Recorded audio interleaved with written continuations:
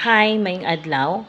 So, I will be sharing a short video. So, short lang ni siya kay na-share na nin ako previously but ako pa ni siyang ibalik og share kay nag-verify.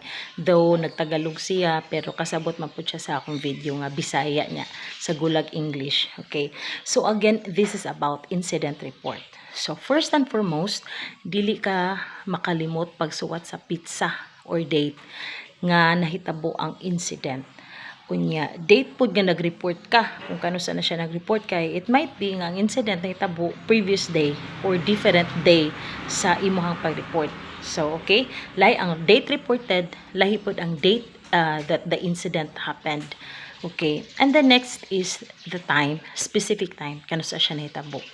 Then location, specific area asa siya nitabo, specific location, particular gyud siya kayo, mas maayo siya ma-describe asa dapita.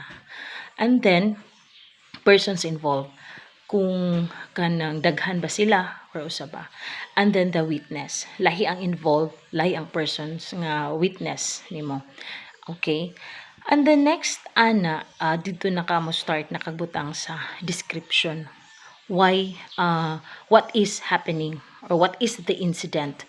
Okay, so na siya og output na ba ang nakita na maunay front line nga nakita. So dili na pasabot nga ang kanang description is mao na ang atong conclusion. Mao lang na siya nahitabo, dili na ang conclusion. And then next part is katong persons involved dito na kamusuwat sa iyahang testimony na niya nga no explanation na niya unsa di ay ang unang nahitabo or sinugdanan.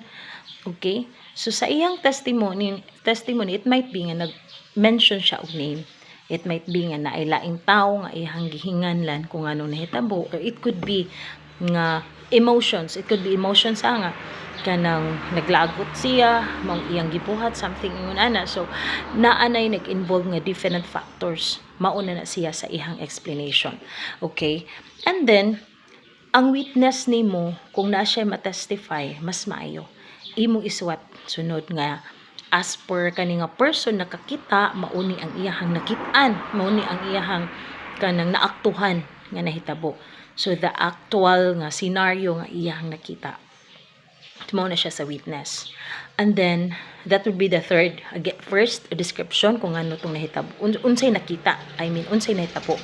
Second, ang explanation sa persons involved or person kung usa lang. And then witness testimony, mo testify siya.